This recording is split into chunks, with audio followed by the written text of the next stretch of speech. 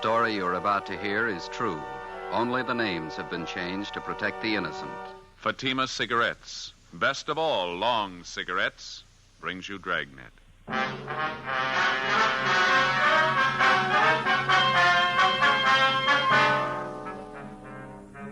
You're a detective sergeant. You're assigned to missing persons detail. A 10-year-old boy disappears from his home in a remote section of the city. 2 nights and 2 days pass. There's not a trace of the boy. Your job, find him. Friends, compare Fatima with any other king-size cigarette. You'll find a world of difference. Yes, in Fatima, the difference is quality. Quality of tobaccos. The finest domestic and Turkish varieties. Extra mild, superbly blended. To give you a much different, much better flavor and aroma. Quality of manufacture. Smooth, round, perfect cigarettes. Rolled in the finest paper money can buy. Manufactured in the newest and most modern of all cigarette factories. Quality.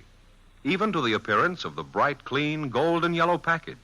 Carefully wrapped and sealed to bring you Fatima's rich, fresh, extra mild flavor. So compare Fatima yourself today. You'll find Fatima's now cost the same as other long cigarettes, but your first puff will tell you, ah, that's different. Yes, in Fatima, the difference is quality. Buy Fatima.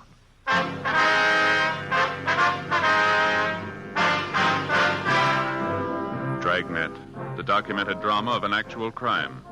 For the next 30 minutes, in cooperation with the Los Angeles Police Department, you will travel step by step on the side of the law through an actual case transcribed from official police files. From beginning to end, from crime to punishment, Dragnet is the story of your police force in action.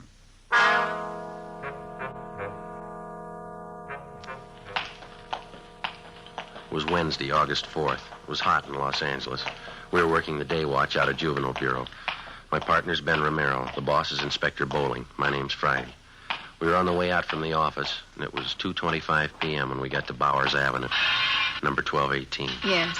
Police officers, ma'am, we'd like to see Mr. Sherman. Oh, certainly, officers. Won't you come in? Thank you very much.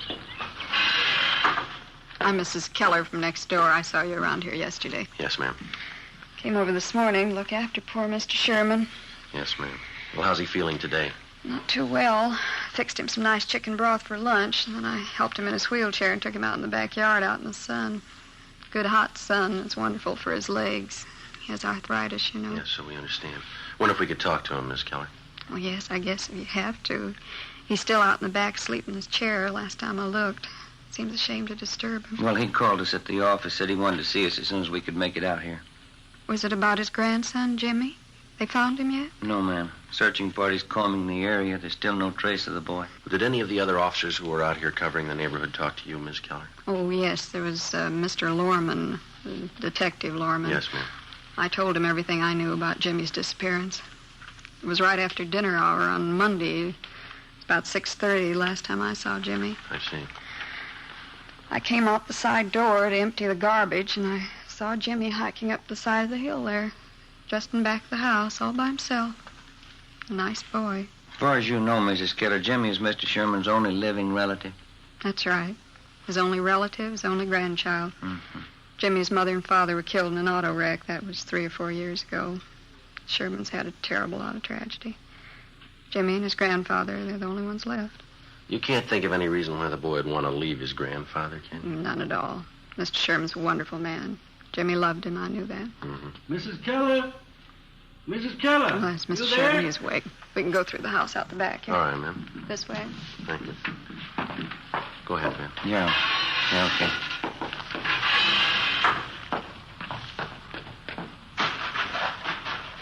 Visitors for you, Mr. Sherman. How are you feeling? All right, I suppose. Hello, Sergeant. How are you, Mr. sir? Sherman. What about the boy? Have you found him yet? Well, nothing yet, Mr. Sherman. We've added more men to the searching party. We're doing everything we can. Gone 2 nights and 2 days. Tell me the truth, Sergeant. What's happened to the boy? Well, right now, we don't know any more about it than you do, sir, but that's no reason to give up hope. You told us yourself yesterday that Jimmy's been missing once before. It turned out all right that time. He wasn't gone for 2 nights and 2 days. Maybe you'll just say I'm old and I've got funny ideas, but I got a feeling, Sergeant, something's happened to Jimmy. Something's happened and I can't do anything about it. You just put those thoughts out of your head, Mr. Sherman. They're going to find Jimmy and it's going to be all right. Why don't you pull up those lawn chairs there, Sergeant? All right. I'm going to go in the house and fix some cold lemonade for you men. Well, thank you, ma'am. We got your phone message at the office, Mr. Sherman. Anything special you wanted to talk to us about? Yes, there was something. When you were talking to me yesterday, Yes, sir. I told you that Jimmy had on a brown jacket when he disappeared Monday night. Yeah. I was wrong, Sergeant. We found the jacket in his room. All he was wearing was a pair of blue jeans and this white sweatshirt. Do you think that might help any? Yes, sir, it might. We'll send out a supplementary description of his clothes. We'll see that everybody's notified. Just wish I could be out there with the searching party. Arthritis is pretty bad today. Caught me at a terrible time. Don't know what I'd do if anything happened to the boy. I know we've asked you this before, Mr. Sherman, but can you think of any reason at all why your grandson would want to leave home? No, sir, no reason at all. Those 2 collie pups over there in the pen. Jimmy just bought them last week with his own money. Saved up to get them. I see. The boy's crazy about dogs. That's why I say he just wouldn't pick up and leave everything. The boy and me got along fine. No reason for it, Sergeant. Something's happened to the boy. I just got a feeling. Officer, Yes, ma'am? a telephone call for either one of you. I get it, Ben. I'll be right back. Yeah, right.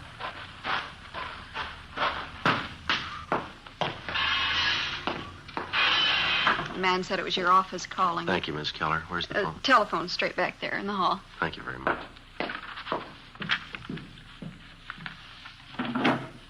Friday talking. This is Bowling, Joe. Just heard from the search party up in the hills. Oh, did they find something? Yeah, in the Elysian Park area by the upper reservoir. Uh-huh. Found a pair of kids' trousers right by the edge of the water. What kind of trousers? Blue jeans, nothing in the pockets. They'll start dragging for a body as soon as they get the equipment. Check it out with the grandfather, huh? See if the boy was in the habit of hiking up there around the reservoir. Right. We'll call in just before we leave here. Right, Joe. Right, bye.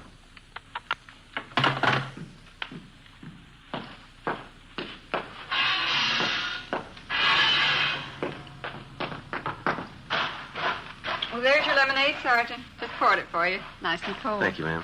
What was it, Sergeant? Something about the boy? Well, nothing definite, no, sir. Just a report on the search party. They're still up in the Elysian Park area. Oh, I see. Did your grandson Jimmy do much hiking in that neighborhood up there, Mr. Sherman? Yes, I think he did. Likes to hike up there around the reservoir. Why? The name on the 316 report, missing juvenile, read James Philip Sherman, WMA, 10 years old. He lived with his 68-year-old grandfather, Oscar Sherman, in a small cottage in a sparsely populated section of the city. Shortly after 6 p.m. on Monday, the boy went outside to play. When darkness fell and he failed to return home, his crippled grandfather went out to look for him. Half an hour later, the neighbors joined in the search. No sign of the boy. At 10 p.m., Juvenile Bureau was notified, and throughout the night, squads of men on foot and in cruiser cars canvassed the area. A local broadcast and an all-points bulletin was gotten out on the boy. Neither the grandfather or the neighbors could find any reason for his disappearance. After almost 48 hours of continuous searching, the only lead we had was the pair of trousers found on the edge of the upper reservoir in Elysian Park.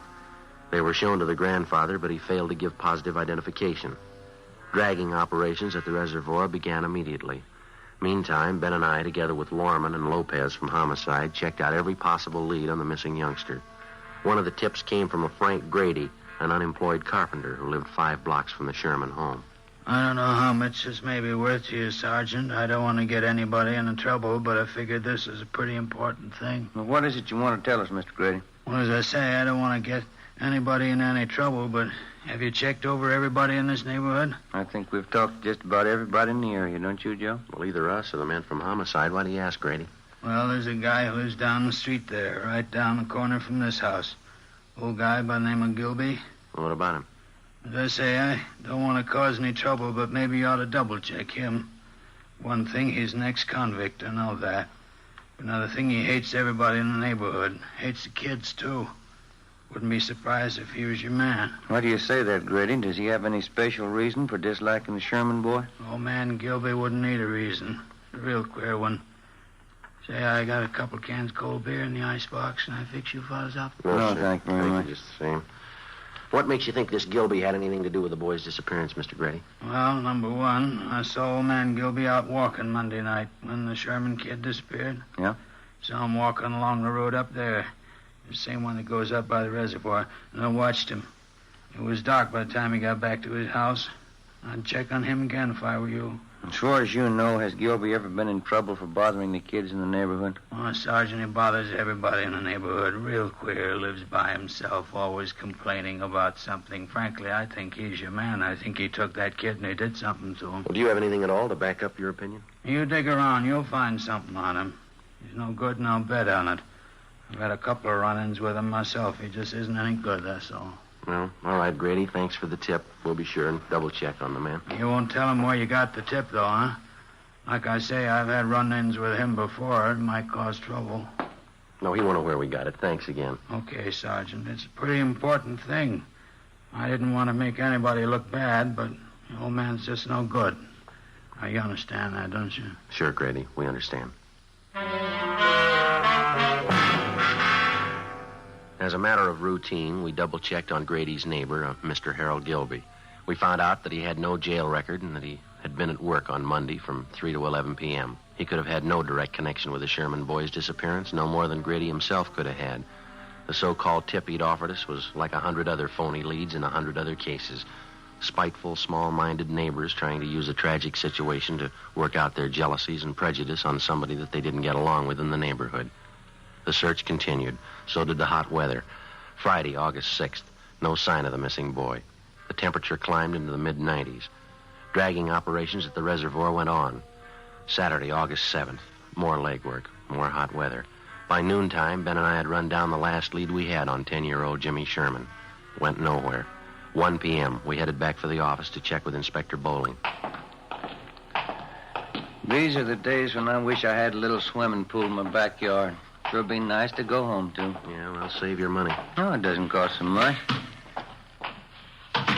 No, I read in a magazine where a fella built his own pool for $95.37. It can't be much of a pool, can it? Oh, yeah, it's good size. Of course, he did all his own labor. Had all his friends in to help out. He must have had a lot of friends, didn't he? Yeah, he did after he finished the pool. Friday, Ben? Hi. Oh, hi, Skipper. How'd you two make out? Anything? No luck at all. It makes it unanimous. Did you hear about the old man, the boy's grandfather? No, what happened? I guess the strain got too much for him. He collapsed. They're moving him to a hospital. Oh, that's too bad. Right. Our men still up there dragging that reservoir? Finished this morning. Nothing. Well, how about the search party?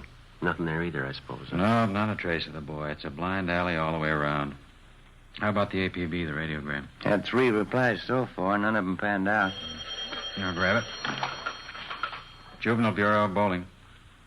Yeah, Fred. No good, huh? Yeah, all right. Check you later. I heard it once. I heard it 50 times. No trace of the boy. Got me, Skipper. Something real weird about the whole thing. Well, now, look, we know he didn't just disappear into thin air. Kid's gone. There's a good reason for it. There's got to be an answer somewhere. That's right. You'll find it. Another week passed, and then a month. 2 months. We were no farther along than the day we started on the case. In November, we had a teletype from Chief Earl O'Clair of the Phoenix, Arizona Police Department. Reportedly, the Sherman boy had been seen in Phoenix. It was another false alarm. The Christmas holidays wore on into a new year. February came and went. Then March, April. Tuesday, May 3rd, 1:40 p.m. Ben and I got a call to check in with Inspector Bowling. This telegram just came in from Dayton, Ohio. Have a look. Thank you. Let's see, Joe. What is it? Jimmy Sherman. They found him. 9 months had gone by, almost to the day, since the Sherman boy had disappeared. The grandfather was contacted immediately. When he was told his grandson had been found and that he was safe, the old man was unable to answer. He broke down and wept. In our communications with the Dayton, Ohio police, they told us that the boy had been found wandering along a highway just outside that city and that he'd appeared to be in a kind of a dazed condition. The boy told the Dayton officers that he'd been kidnapped a short distance from his home in Los Angeles by a man in a blue sedan. He gave them detailed descriptions of both the man and the car. He told them that for the past 9 months, the man had held him prisoner, driving from state to state, never letting the boy out of his sight. He said the kidnapper told him on several occasions that he was holding him for ransom and that he was waiting to get money from his grandfather. On May 8th, the youngster was returned to Los Angeles and reunited with his grandfather. On May 10th, we got a call from the grandfather that he wanted to talk to us. Ben and I drove out to see him. Come right in, officers. Glad to see you. How are you, sir? All right, Mr. Sherman. Sorry to cause you all this trouble chasing you out here like this. Not at all, sir. What is it that you want to see us about? Well, I'm not really sure about it, Sergeant. That's the whole thing of it. I don't know if it's me or what it is. Well, what's bothering you, Mr. Sherman? It's the boy, Jimmy. I don't know what to think. Well, how do you mean, sir? He's all right, isn't he? We saw him as we drove up, playing out in the backyard, and the doctor checked him over, didn't he? No, it's not that. The boy's healthy enough. Nothing wrong with him. Well, then what is it, sir? Maybe it sounds a little weird to you, but I'm just not sure. You're not sure of what? That boy out there, Sergeant. I'm not sure he's really my grandson.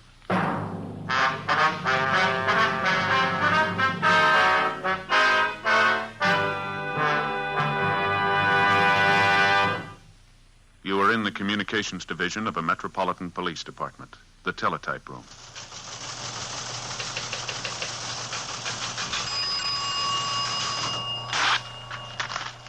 .43 LOS 52951, 12:03 p.m. APB, WMA 150, 5'6", dark hair, dark eyes, wearing gray suit, no hat.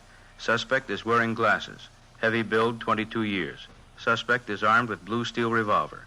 Any information? Forward. You have just heard a teletype description of a suspect. This information will apply to many, but careful screening will eliminate all but one. You'll find the same is true when you examine king-size cigarettes. Careful screening will eliminate all but Fatima. Compare Fatima. Fatimas are the same length as any other king-size cigarette, 85 millimeters. Fatima has the same circumference, 1 1/64 inches around. And Fatima filters the smoke exactly the same long distance as other king-size cigarettes, but in Fatima the difference is quality. Fatima gives you extra mildness, a much different, much better flavor and aroma. You get all the advantages of extra length, plus Fatima quality, which no other king-size cigarette has. So compare Fatima yourself. Your first puff will tell you... Ah, that's different. Yes, in Fatima, the difference is quality. Best of all, long cigarettes.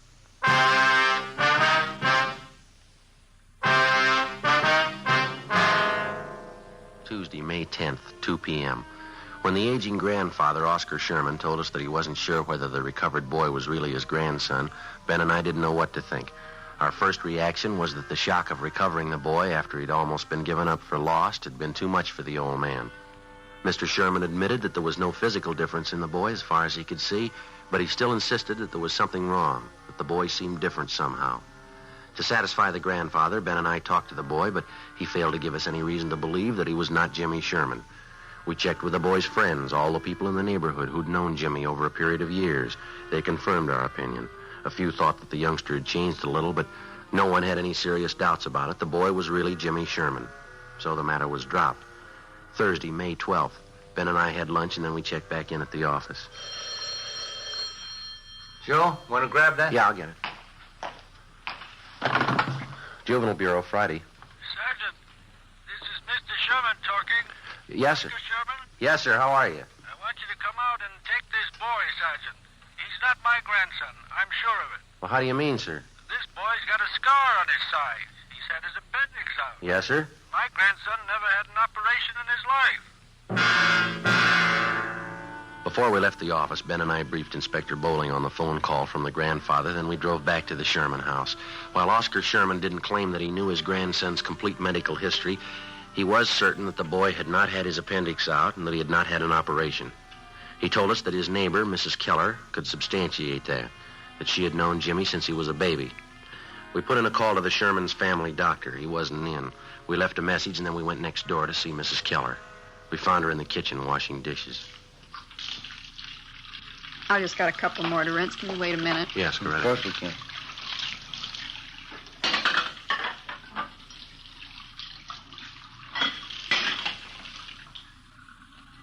No, to tell you the truth, Sergeant, I just don't know what to think about Mr. Sherman.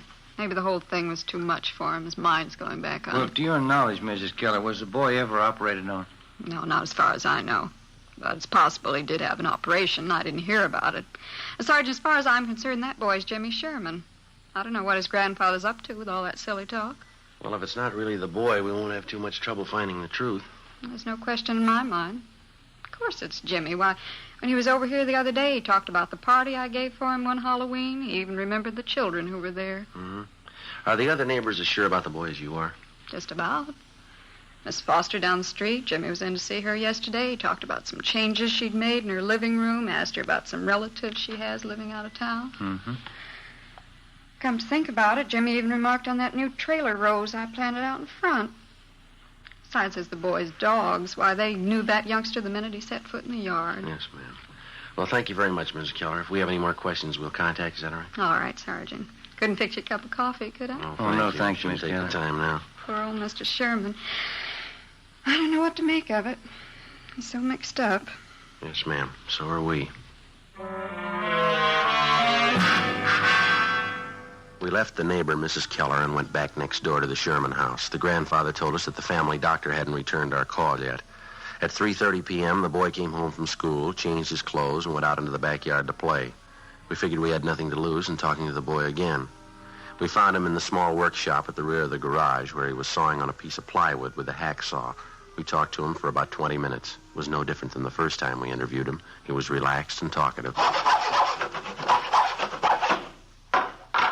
Say, would you hand me that hammer there, officer? Oh, yeah. Yeah, here you go. Thanks. Well, if I ever get this thing finished, it's going to be the best coaster around here. These are the wheels I'm going to put on it. Pretty good, aren't they? Yeah, they look fine, son. Do you like building things, coasters and things like that? Oh, yeah, I like it all right. It's fun. Your granddad says you've changed quite a bit since you got back, Jim. Says you didn't like working around the shop here before. Well, I guess I don't really. You know, once in a while I like to come out and fool around. Mm-hmm. Have you seen Mr. Barlow down the street since you've been back? Mr. Barlow? No, I went down to see him, but he wasn't home. Maybe I'll go down and see him tomorrow. His name isn't Barlow, is it, Ben? I thought it was Robinson. Oh, yeah, that's right, Mr. Robinson. Sometimes I forget.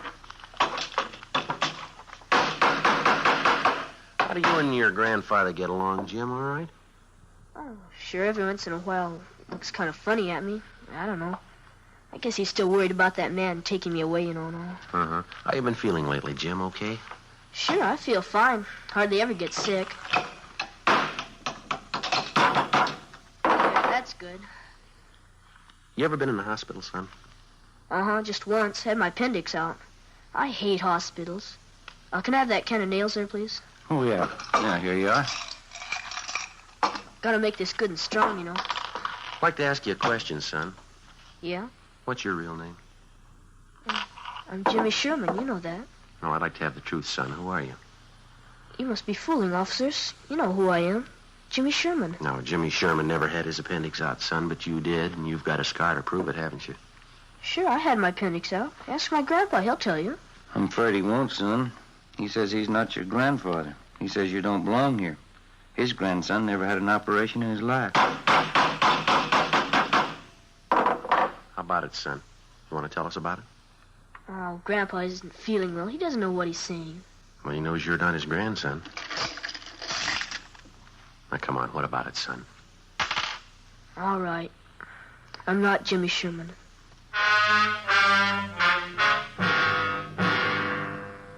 He told us his real name was Donald Rush. He said he'd run away from his home in Springfield, Ohio, 2 weeks before. He said that he'd been picked up by the police on a highway just on the outskirts of Dayton, Ohio. On returning the boy to the station, the police officers saw that he fitted the description of the missing California boy perfectly. It was almost as if the two were identical twins. Under the impression that the youngster was suffering from shock or amnesia, the police officers told him all about his home and his friends in California. They gave Donald Rush all the information that they had on the missing Sherman boy, all the newspaper stories, pictures, the dozens of teletypes and circulars which had been sent across the country in an effort to locate the missing youngster. On his way out to California on the train, the Rush boy was given dozens of newspapers to read, which contained thousands of words concerning the disappearance of Jimmy Sherman. So, by the time he got to Los Angeles, Donald Rush knew everything he had to know about the boy he was impersonating. We questioned the Ohio youngster further. Besides an exceptionally high IQ, he admitted to having an almost photographic memory. We took him in the house to face the grandfather of the boy that he'd been impersonating, the boy who was still missing. Mr. Sherman. Yes, Sergeant. Sit down, won't you? The boy here has a confession for you. He wants to tell you himself. I think I know. I was right all along, wasn't I, Sergeant? I didn't mean anything by it, mister. I just thought it'd be fun to make out like I was somebody else for a while. You wouldn't know the difference, would you, Sergeant? No, sir. I'm afraid I wouldn't. That picture over there on the mantel and the boy here, they look exactly alike to me. There's only one thing I'd like to know, son. Yeah? Why'd you do it? Why'd you try and fool me? Oh, I don't know, mister. I ran away from home, and the cops picked me up near Dayton. They thought my name was Jimmy Sherman. They said I was a missing kid from California. Well, why didn't you straighten them out right then, son? I was kind of afraid, and if I told them what my real name was, they would have sent me back home. So I just let them think I was really Jimmy Sherman. And they seemed to be pretty sure I was. How long did you think you could keep it up, son, pretending you were somebody else? I don't know. Guess I never thought much about that. I got here, and everybody was nice to me. I just didn't think about anybody finding out. Honest, mister, I didn't mean to do anything wrong. I didn't mean to hurt anybody. And you never saw my grandson? You never saw Jimmy? No, sir. I just got on the train. They brought me out here. You don't know where he is? You don't know how he is? All right, try to take it easy, Mr. Sherman. Why would you do it, boy? You're a stranger. Why would you try to fool me about Jimmy? I'm sorry, mister. I didn't mean it. Honest, I didn't mean it. Thought I had him back. Thought I had him back. Come on, Ben. Let's go, son. I didn't want to make him cry like that, Sergeant. Honest, I'm sorry. Couldn't you just let me stay here with him? No, I'm afraid not, son. I won't do anything wrong. Don't you think I could just stay here with him? I'll go right back in there now and tell him I'm sorry. Yeah, I'm sorry too, youngster, but you're not the boy he's looking for.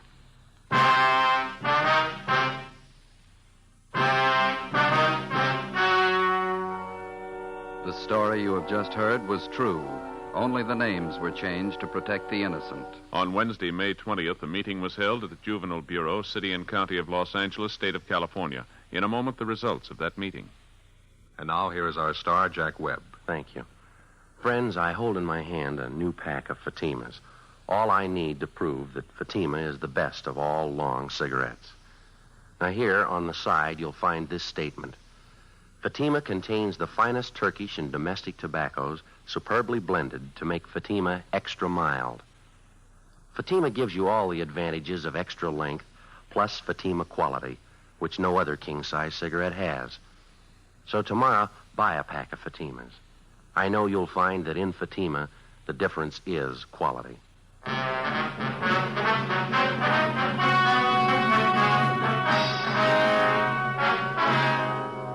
Donald Rush, who impersonated missing 10-year-old Jimmy Sherman, was returned to the custody of his parents at their home in Springfield, Ohio.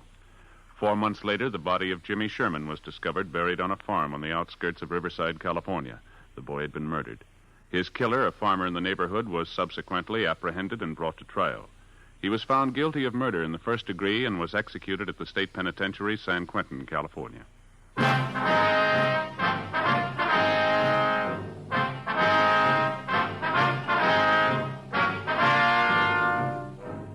You have just heard Dragnet, a series of authentic cases from official files. Technical advice comes from the Office of Chief of Police W.H. Parker, Los Angeles Police Department. Fatima Cigarettes, best of all long cigarettes, has brought you Dragnet, portions transcribed from Los Angeles. Stay tuned for Counter Spy, next over most NBC stations.